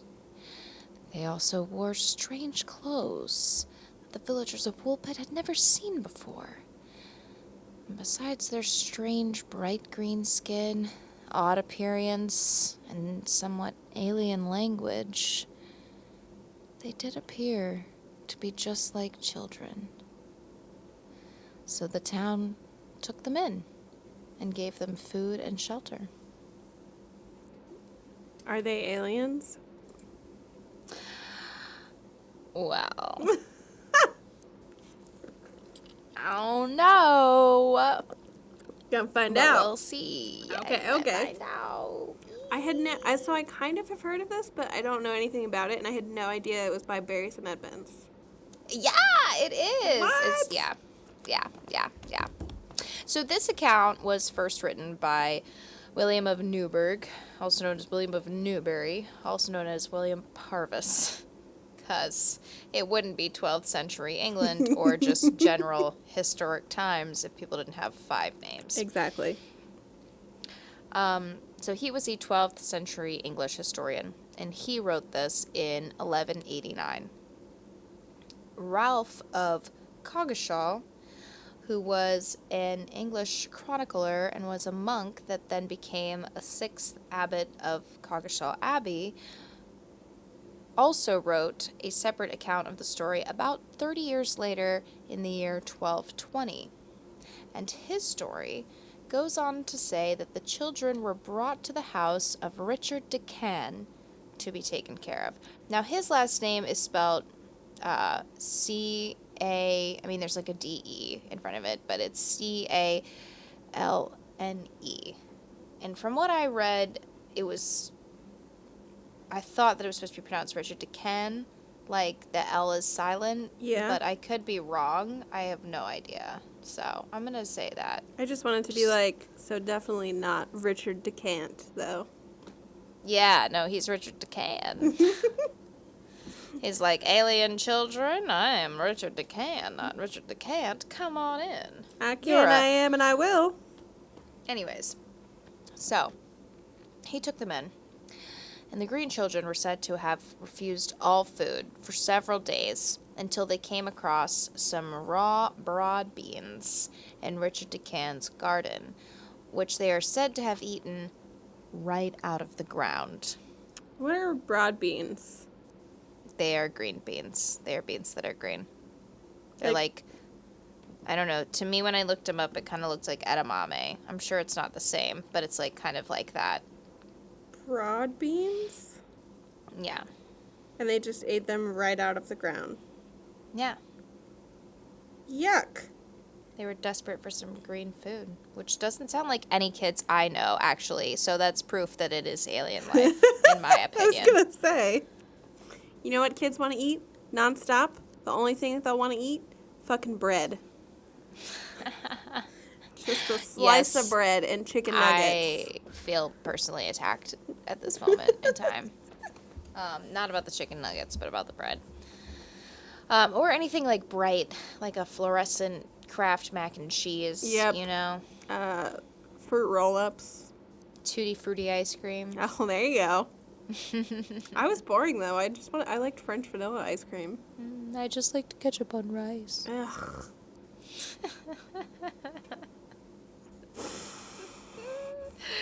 Anyway. Over time, the green children gradually adapted to eating normal food. So, wolves, apparently. They ate wolves? They're trapping wolves in their wolf pits. Like, that's their hunting. And, like, I looked it up several times, and it was like, yeah, the pits were used to trap wolves. And I'm like, but you're hunting wolves? What are you going to do with them? Like, I guess. is it just for the fur? Or are you guys eating dogs out here? I'm concerned. They're probably also eating dogs. It's 12th century England. Yeah. They were doing a fuck lot of weird shit. Anyways. Yep. So wait, did these children have green skin? Is that what you said? Yep, bright green skin. Okay. Spoke a weird language, dressed differently, and everything about them was super weird, but they looked like kids. That was the only thing, okay? Okay. So yeah, over time they gradually adapted to eating, what everyone else was eating. Who knows what that was? And presumably due to their new change in diet, their bright green skin began to fade away. The children were baptized by the villagers, naturally. Naturally, in 'Cause 12th century England. I was going to say, some freaky green kids show up out of nowhere. Of course you got to get them baptized. Gotta baptize the demons right out of those babies. Come on now. Exactly. But yeah, unfortunately, shortly after they were baptized, the brother, who was thought to be the younger of the two, fell sick and died. How did he die? Probably because he was being forced to eat wolves. And all he really wanted was some beans. He really was just dying for some rice on ketchup. Ugh. Or, yeah, that works too. I stand by it. Yeah, whatever. Continue. So eventually, the sister was able to learn English and finally explain to the villagers where she and her brother came from. So she told them that her and her brother came from a land where the sun never shone, and the light was always like twilight. Ooh. Now, William's account states that the children called their home St. Martin's Land, and that they said everything there was a brilliant shade of green, and the children simply did not know how they ended up in Woolpit, of all places. According to them, they had been herding their father's cows and became lost after they followed the cattle into a nearby cave. They heard a loud noise, which was believed by both William and Ralph to be the bells of Bury St. Edmunds, and after being, quote, guided by the bells deeper into the cave, they eventually emerged into Woolpit as the world they came from disappeared. Time slip. But they're green, so I don't know. Alien time slip. Alternate universe. I love how you're shouting out answers like it's a game show. And I'm like, yes. It's a quiz. All of it. And I'm more. Hermione. Yes. I'm like, the price is right. I want more of this. Yeah, it's very interesting. St. Martin's Land. What could that be? Well, there are some theories, some thoughts, Oh. some provocations.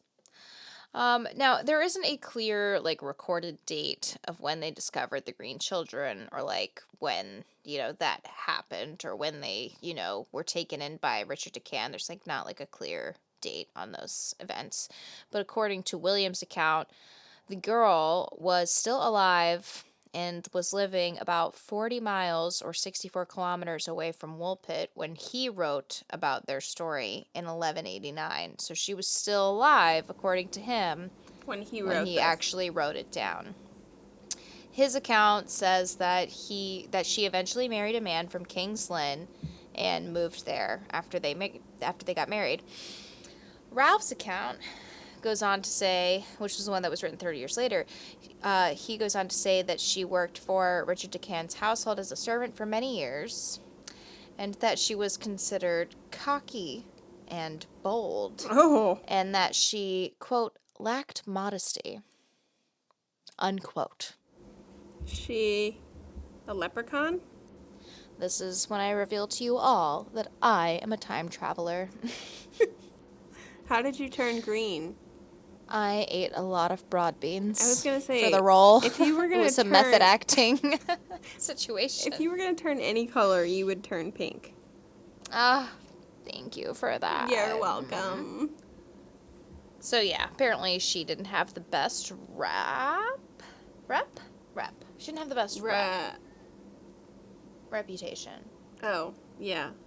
Yeah, they didn't like her that much, probably because she thought she was a person. So fuck her, right? It's a bold thing to do in the 12th century. Or In even any the 20th century. 21st century. We're in the 21st century.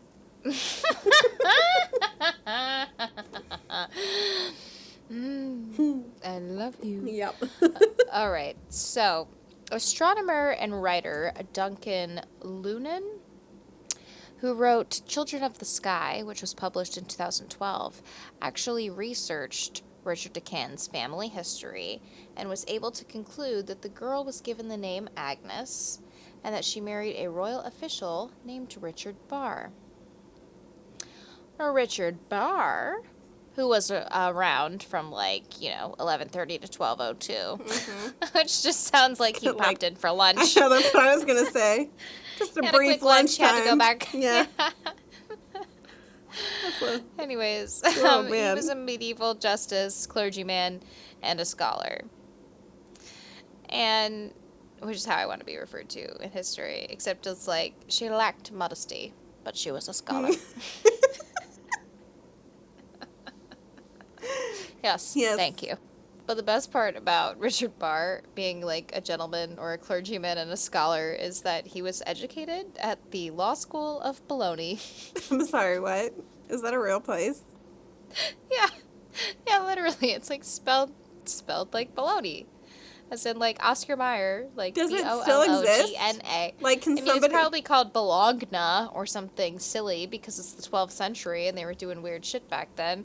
But yeah, literally, he was educated in the Law School of Bologna. When I read that, I was like, of course he was. Yeah, he's fucking full of it. Anyways, so he actually was also Archdeacon of Ely. I'm sorry, what? Yes, that Ely Cathedral. What? Yeah, and he He was the married author. the green girl? Yeah, and like he was the author of a work of biblical extracts that was like dedicated to one of his patrons, William Longchamp, who was the Bishop of Ely and the Chancellor of England at the time. And according to one report that the pair had at least one child together.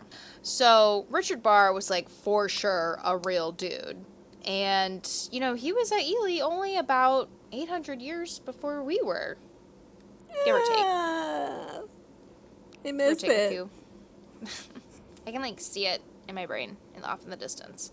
Yeah, so I thought that was interesting because it was like, this dude is definitely real, and to be able to trace it back to this person that just kind of showed up in Richard DeCan's family history, it's just a little interesting in my opinion. So a local Suffolk author and folk singer, because Woolpit is in the county of Suffolk.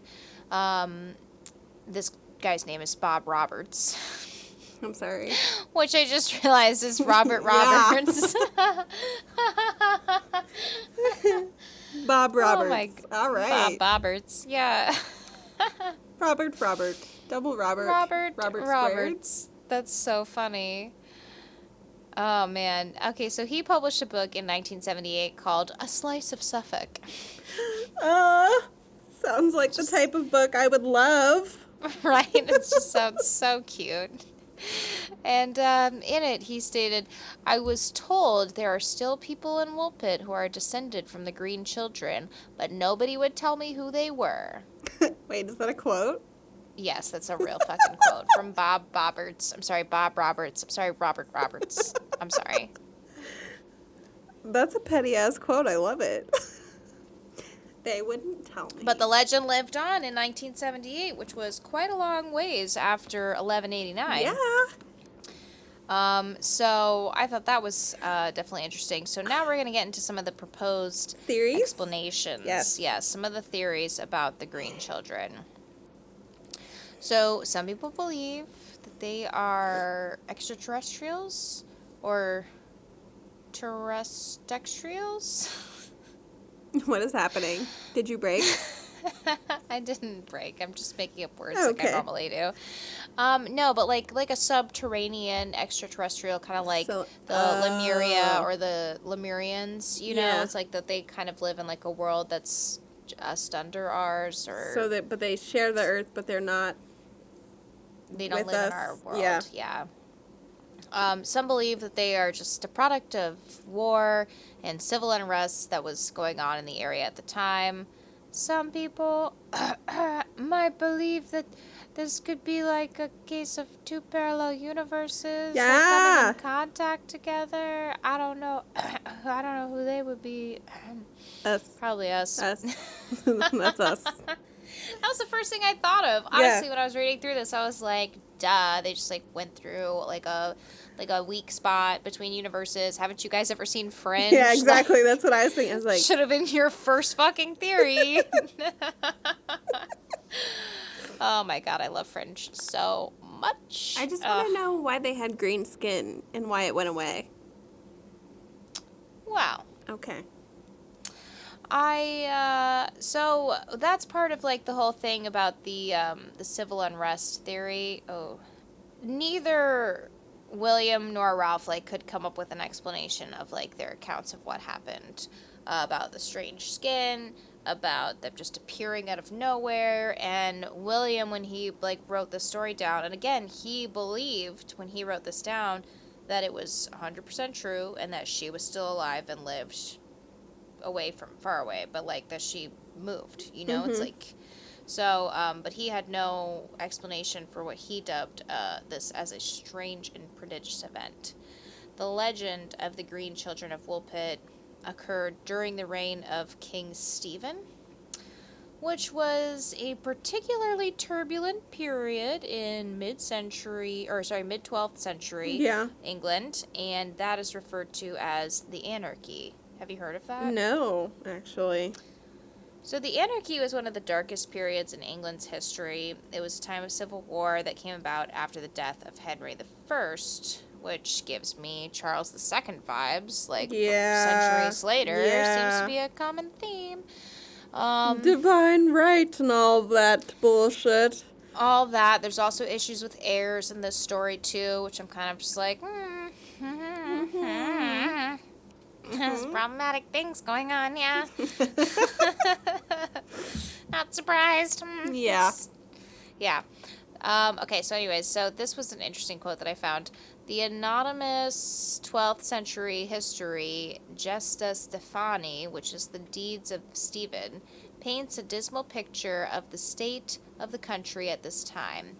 England, formerly the seat of justice, the habitation of peace, the height of piety, the mirror of religion, became thereafter a home of perversity, a haunt of strife, a training ground of disorder, and a teacher of every kind of rebellion. Okay, this sounds like all of the names of Daenerys Targaryen. Like Mother of Dragons, or all the other 5,000 titles. Mother of Dragons, haunt of strife, teacher of every kind of rebellion. Oh, God. Anyways. I never saw the show. I did, and I still can't remember all of her stupid titles. Yeah. So, basically, this was like a royal medieval soap opera soup that spanned over 20 years. Started with Henry I not being able to produce a legitimate male heir, even though he had plenty of legitimate heirs, if you know what I mean. He did technically have one legitimate offspring, but as we have all been taught through the course of history and hundreds of years and kind of this podcast, women don't count as people. So he named his daughter Matilda his heir, which she was actually Empress Matilda at the time. Impressive. She married the Holy Roman Emperor Henry V, but had been widowed because he died, and then she remarried Geoffrey of Anjou. I have no idea how to say it. Anjou, who was heir to the French lands of Anjou, Touraine, and Metz, and and that formed an alliance with Normandy, which was an English possession since the Norman Conquest, okay? So she was, like, living her fucking life on English, like, shit, but she wasn't actually living in England. And then she was like, fuck yeah, I'll be queen. I mean, so, you go, girl. Right? But when Henry I died, people didn't want a woman running the show.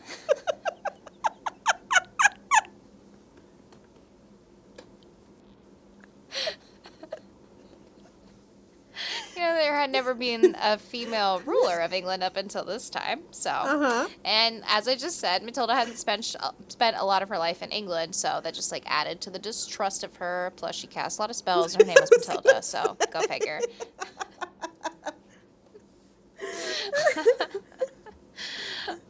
So despite Henry asking his noblemen to swear an oath to her succession when he died, like they were swearing, yeah, we'll let your daughter. This is straight up like Boudica all over again, too. Her husband did the same thing. And they're like, haha. Oh, this is her dad. No, I mean, her husband said that his wife was his heir and that she would rule in his stead. And they're like, yeah, cool, man, until he died. And they're like, no, fuck you. Yeah, no, that's basically what they did. Like, as soon as he died, they all came out and declared, like, oh, he was just kidding about that. He told me that I have been released from that oath. So let's pick someone else. Preferably someone with external genitalia, but we'll get to that later. Then to top it all off, Stephen came crawling out of the woodwork.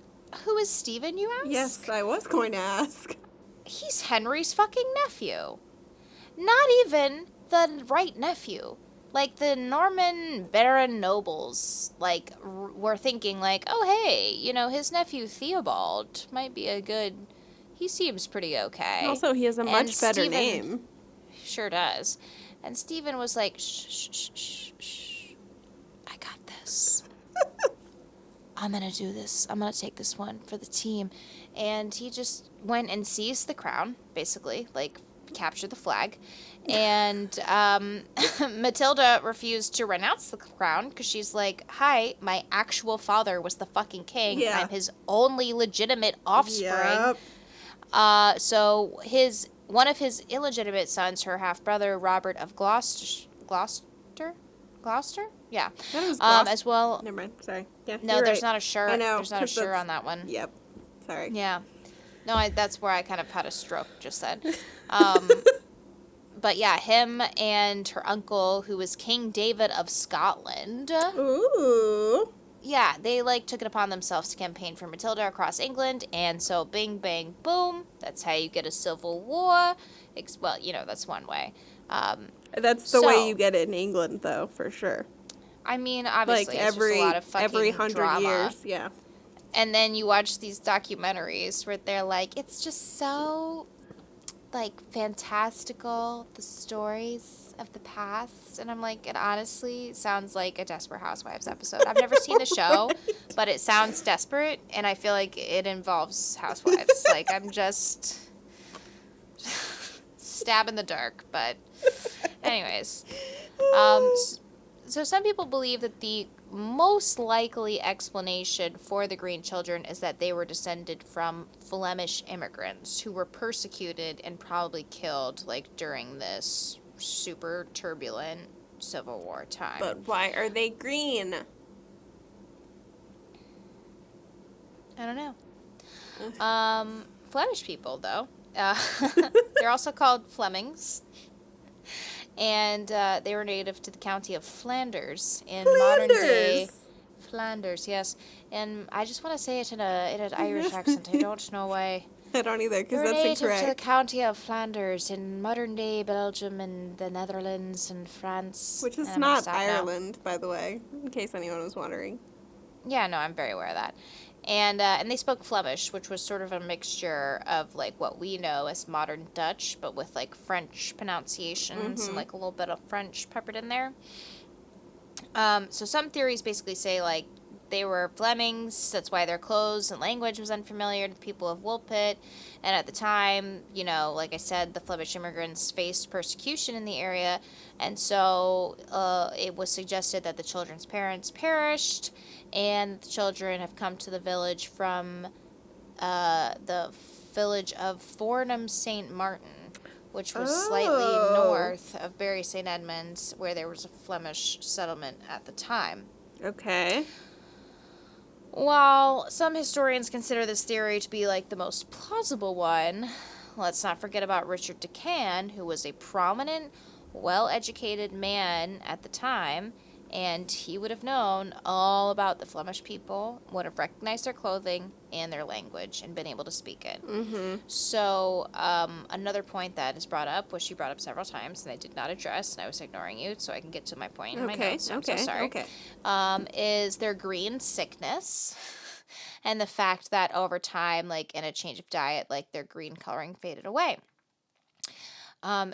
Historian Derek Brewer says they were probably suffering from chlorosis, a deficiency disease which gives the skin a greenish tint, hence the term, quote, green sickness. With a better diet, it disappears. Is that a real thing? Yeah. Okay, but there's... But it's not, like, bright. It's just kind of like a pale thing. And then you see, like, you know, these photoshopped pictures of the green children. But it's not, it's like a tint. It's not actually bright green. And they're described as, like, bright green children. E.T.'s cousins. Well, actually, he's not bright green, so never mind. Yeah, no, but that's how they're described. They're described as, like, holy shit, there's, like, these really weird kids, and they're bright fucking green. Like, what the hell is going on? So it's, like, you know, could have been exaggerated during the time. Sure. But also, just interesting to note. Yeah. So as I mentioned earlier, there are others who suggested that the children may have been aliens or inhabitants of a subterranean world beneath the surface of the earth. Yes. So remember astronomer and author Duncan Lunan? I mentioned him earlier. Well, he published an article in 1996 in a magazine called Analog, in which he detailed his hypothesis that the children were accidentally transported to Woolpit from their home planet as the result of a, quote, matter transmitter malfunction. Ooh. He suggests that the planet the children may have been from might have been trapped in a synchronous orbit around their sun.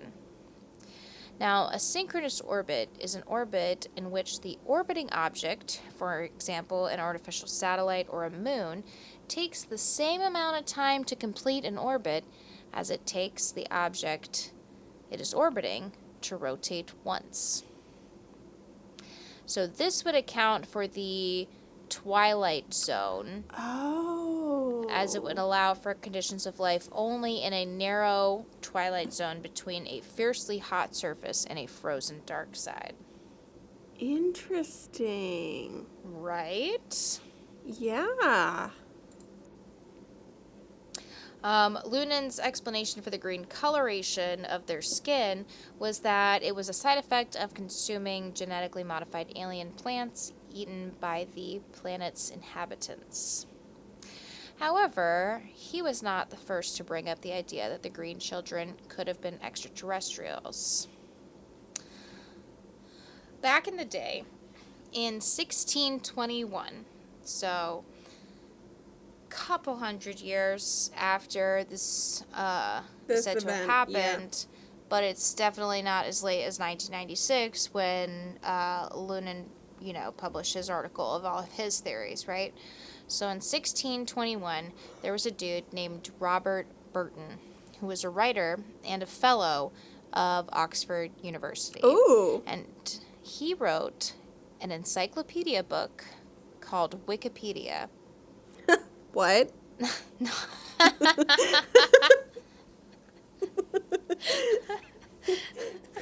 Obviously, I'm kidding. Okay.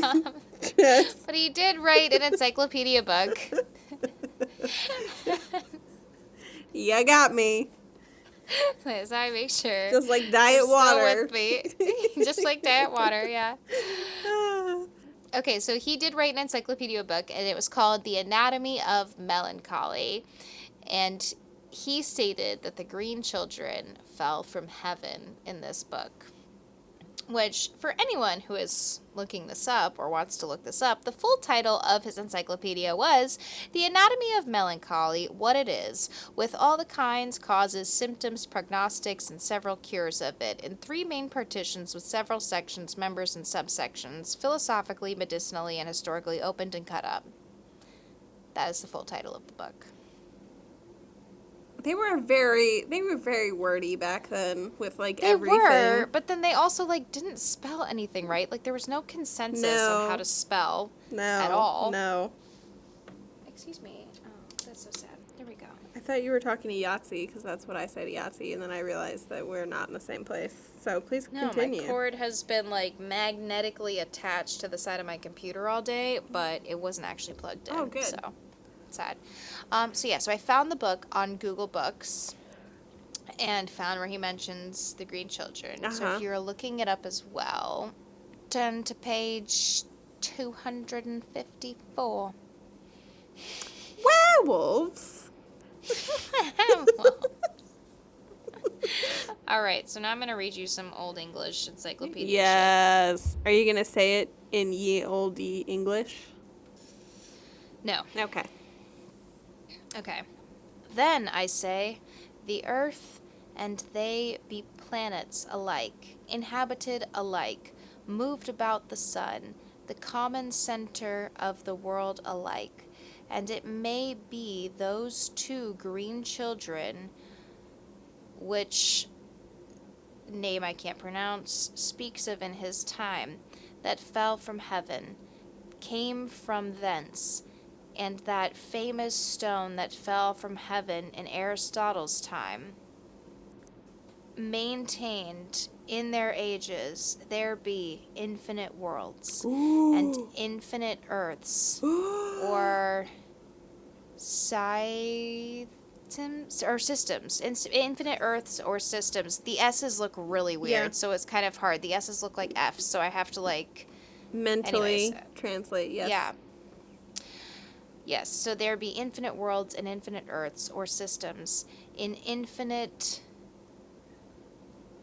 because infinite stars and planets like unto this of ours, which some stick not still to maintain, publicly defend. I don't know. It's kind of gibberishy. Yeah. So Is there like a SparkNotes version? No. This is like the real shit.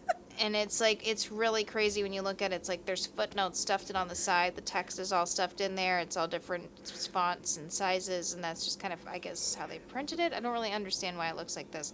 But the main thing is the whole, suggestion that there could be infinite worlds and infinite earths and infinite systems. And that thought, and suggestion came from the Green Children, who he believed fell from that is the sky. Super interesting, and I like it a lot. Right? It's just more of like, maybe they're aliens or something weird and otherworldly. I don't know. Maybe they're like, I was going to say maybe they were like aliens that were like closely related or somewhat like humanoid, but like related to chameleons where they could, or octopuses. They could blend in with their environment later on. Are you calling them shapeshifters or skinwalkers? Because that's a touchy subject. No. Oh, okay. All right. Anyways, No, so I just meant that that they can like change their shit. Their color. Yeah. Yeah. Like an octopus. Or a shapeshifter. With like an outlet on the inside of its mouth, which I find. Oh God, I forgot about that. Forever trying to live out an episode of Fringe. It's upsetting and I don't like it, but I love it. That part was always so cringy for me. There were so many parts that were so cringy, but I loved every second of it. And I think probably my favorite thing about watching Fringe is like how paranoid it made me. No, but for real, I binged it. I remember I binged it. And after like a couple of days, I was like, whew. Things are feeling real intense over here. Yeah. So that is an interesting little excerpt from the 1600s, what they thought was reasonable to publish in encyclopedias, which I appreciate, but also could have done with some paring down. Yeah. There are some people who do believe that the story of the Green Children is simply made up folklore that is based on completely imaginary events, which we discussed earlier. Yeah. Those kind of people are not our favorite people. I'm guessing that they also like subscribe to either like that whole theory of like nothing matters, or like the simulation theory, or like maybe they're Lutherans.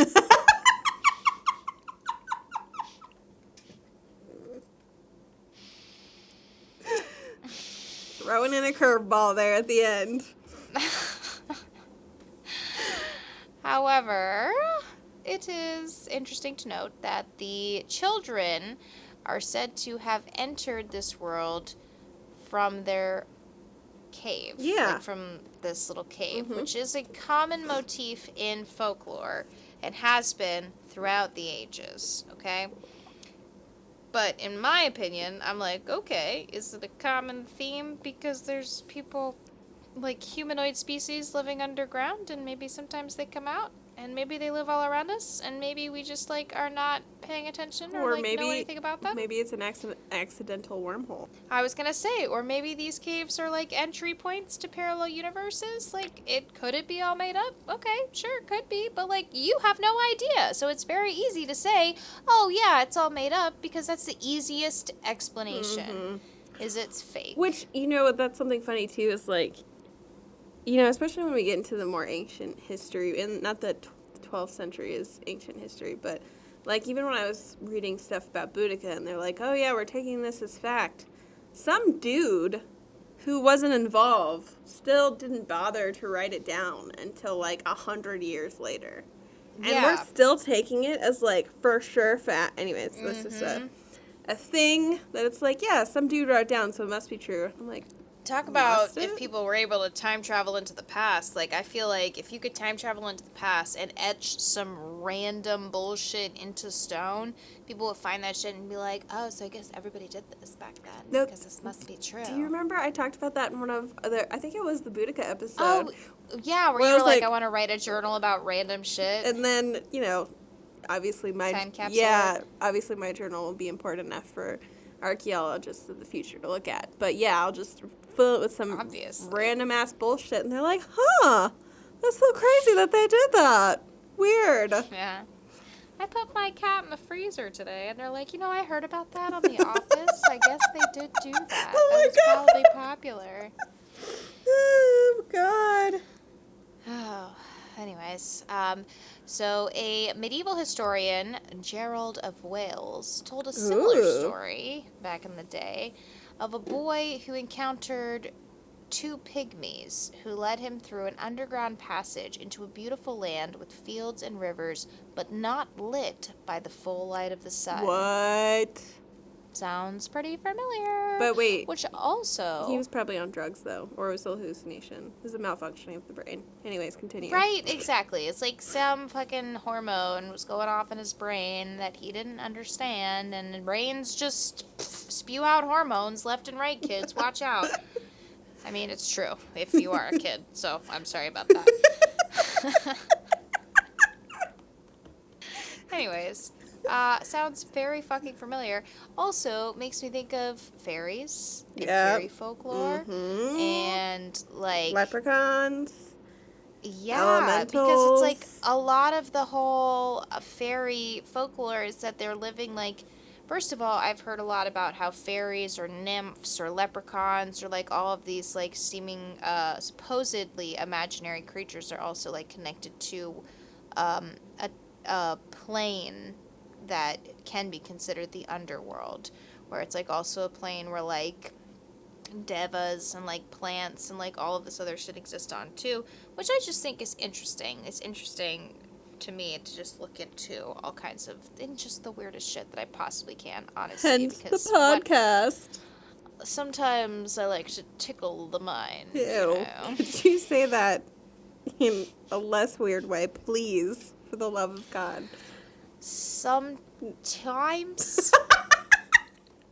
I like to tickle the mind. That's so terrible. So anyways, are they aliens? Are they Die. mystical creatures? Are they medieval creepypastas? We don't know. Ooh, that's a good point. Medieval creepypastas. Yeah, it's like they could have just been telling stories to freak each other out. Like we do. And then Yeah. people think they're real.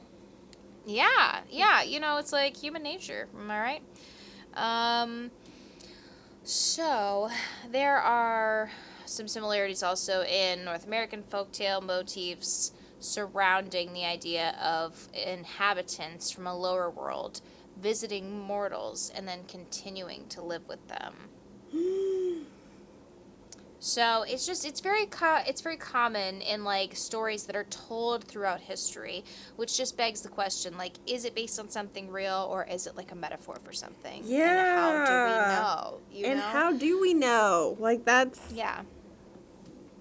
So in the whole fairy vein, because I'm over here like reading about this and I'm like, wait a minute, this sounds a lot like fairies. Uh-huh. And then I'm like, wait a minute, aren't fairies like technically members of the underworld? So I looked it up because I was curious. So I cannot pronounce these Irish/Scottish words, and I'm just gonna warn everybody ahead of time. So the seed, or the lands of the Fae. Mm-hmm. So I found this on technogypsy.net. Wow. So take that for what you will. But it fit my Google search keywords. Naturally, I'm going to include it. I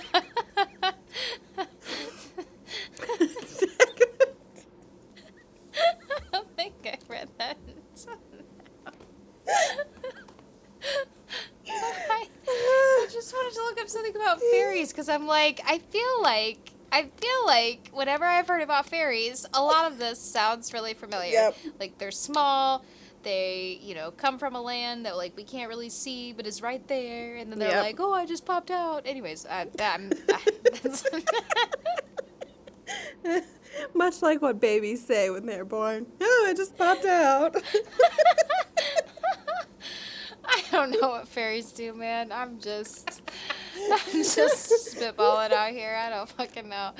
Anyways, so Ireland and the British Isles talk of an underground dimension or lands across the western seas hidden by mists where the original inhabitants of Ireland now live. The Ooh. mighty seed. This is bad. I don't want to say it. The Tuatha, I know that's wrong, Dadanan, perhaps the Fomorians, were all driven to this underworld by waves of invaders such as the Gaels, who came from Spain led by people. Fair. But it is believed they had no other choice but to take refuge under the seed, which denotes hills where the long barrows lay, and which is used to also name a special kind of fairy in Ireland and the Scottish Highlands. So they are believed to be knocks, which are hollow hills inhabited by large communities of fairies, often led by a king or queen. So this is an Irish, Scottish folklore, okay?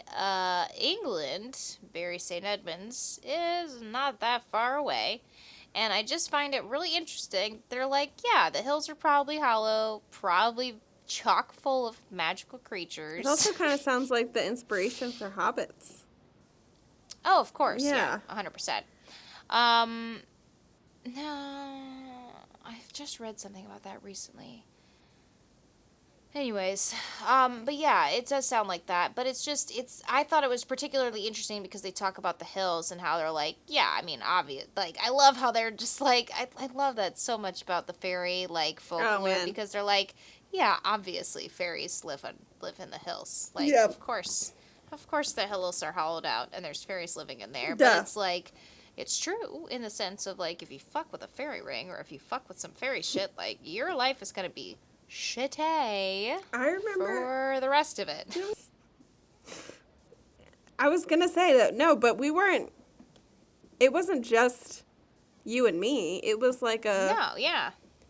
maybe they are, maybe they're not, It's a but cultural we're also thing. not gonna fuck with them. Gonna leave them be. Yeah, no. Why would you? Yeah. And so I just find it really interesting that that wasn't brought up in anything that I've found about the Green Children when I'm like, okay, you're talking about this as a folklore standpoint. Let's just look at that. And you're saying that the theme of like coming out of a cave is like a really strong theme. And I'm like, out of all of the shit that I've looked up about fairies, I'm pretty sure they came from underground. And then I looked it up and I was like, yeah, That's yeah, it's common. It's a common thought of like, yeah, they probably live underground. They probably live in the hills. well, and I like, also like the idea too of the quote unquote underground or underworld as a different like plane of existence. Yeah. So there was another like thing based on an illustration by Randolph Caldecott called Babes in the Woods, which depicts a very like Hansel and Gretel-esque scene of two small children like walking through the woods. Almost the way that it's illustrated, it looks like it could be like a stained glass window. Ooh. It's very interesting. But the modern version of the tale of the Green Children that was associated with this illustration says that the children were left to die after being poisoned with arsenic by their wicked uncle. The arsenic explained their slight green coloration, which is not at all like the same kind of green that they're described as. Fleeing from the wood in which they were abandoned, possibly nearby Thetford Forest. What? That's really the only reason why I included that, because I wanted that reaction. And then the children fell into the pits at Woolpit, where they were discovered. Lame. Silly. So Woolpit is in Suffolk County. It's still a village today. It is halfway between Stowmarket and Bury St. Edmunds. And its village sign, because in case anybody out there didn't know this, villages in England make cute little signs to tell you what they're all about. Sure do. Like the one for Feltwell is like a shepherdess and sheep. And let me tell you, there's a fuck ton of sheep out there.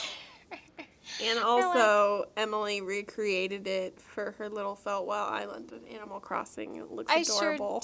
I sure did. How long did that take you? Not as long as you might think. But there's only so many pixels that you can use. That's Otherwise, true. it would have taken me much longer. But yeah, so it's like, yeah, villages do that all over the place. I remember like we would get them as like little souvenirs. The mom would get them. The mini like, when ones. we went places, Yeah. the little mini ones. Mm-hmm. Yeah. So the one that was erected in 1977 for Woolpit is a depiction of the two green children. Oh. Yeah. I love it. Yeah, so it's very much like a part of the town. And then the mysterious tale of the Green Children lives on. And still, even like, at this point, it's over 1,000 years later, and it's about 1,000 years later. But we still really can't say where they came from, who they were, if they were real, if they were human. We have no idea. So on that note, if you guys like us, you can find us on Instagram at wanderlust.pod. You can also find us online on our website, thewanderlustpodcast.com. And also, Sarah, why did you wonder about parapsychology? Oh, because I saw a medium. What? Yes. That's me pretending like I didn't already know that. Spoiler alert, I knew that. She did know. But yes, that's what got me thinking about it. And I was originally going to do some research into mediums, but I was not feeling that. I wanted to hit on the other things that this experience sort of made me think about, and that was about like the things that have happened and that are weird and that are inexplicable that I sit there and like second guess or like I'm not gonna say it or I'm not gonna think it and blah blah blah. You know what? Some weird shit has happened to me, and I think that I'm just allowed to have that. Yeah, of course. So yeah, that's why I wondered about that. Why did you wonder about the Green Children? Well, I wondered about it because it was a suggestion. What? From one of our listeners. Shout out to Lee. So that was, yeah. So that's why I wondered about it. And I was like, oh, fuck yeah. Paranormal Supernatural. I'm going to be talking about the Green Children. So, Love it. yeah. So send us your suggestions, you guys. Like, we literally love it. I love it. Always love learning about things that I have never heard of before. Also, shout out to our cousin Eve. Hi, we love you. Yes, we do. We heard you listen, and we were so flattered. We love it. Thank you. You are so kind and gracious. Yeah, we're probably not as cool as you thought. I'm just kidding. I hope you think we're cool. Oh, God, we gotta Please. pare that shit down. We're so desperate and sad. Please love us. So yeah, if you guys like listening to us, and you like the things that we have to say and the weird wanderings and adventures that we go on, please make please make sure to rate and subscribe on iTunes or Spotify or any of the other ways that you listen to us. Yeah, you could just like shout it to the sky and we'll hear you. Or you can email us on our website and tell us that you love us, or Instagram. Just click on the stars, all of them. I don't think that's how that works. Maybe I don't know things. But we do love to hear from our listeners, and like Emily said, we really like it when we get some good suggestions that we can pair with our sister subjects. Yeah. And yeah, next week we will be covering history and true crime. Yeah. Oh, God. All right. She's going to be more excited when It's we like talk I about it. accidentally covered a little bit of history in this one, but it was just kind of like, it's one of those things where I was like, wait a minute, who's King Stephen? Wait a minute, who's Richard Barr? And then I'm just like looking at all these people, and then I was like, wait a minute, what happened? Yeah. Your Civil War was the about podcast. what? Yeah. I mean, like this dude that was literally just like, excuse me, I'm gonna be king, even though I have no business being king.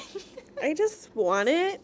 You know what it makes me think of is in Parks and Rec when Bobby Newport is talking to Leslie. He's like, "Come on, I just want it. Just give it to me. Oh my Just God, give it yeah. to me. It would just be so cool if you could just give it to me.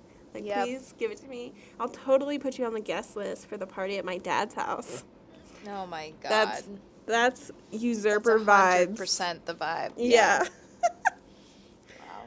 We hope to see you next time on our history and true crime themed episode, and we love you guys so much. Yes, thank you so much for listening to yet another wonderful episode of the Wanderlust Podcast. We'll see you next week. Hey, Wanderers. Now it's time for us to wander off. What?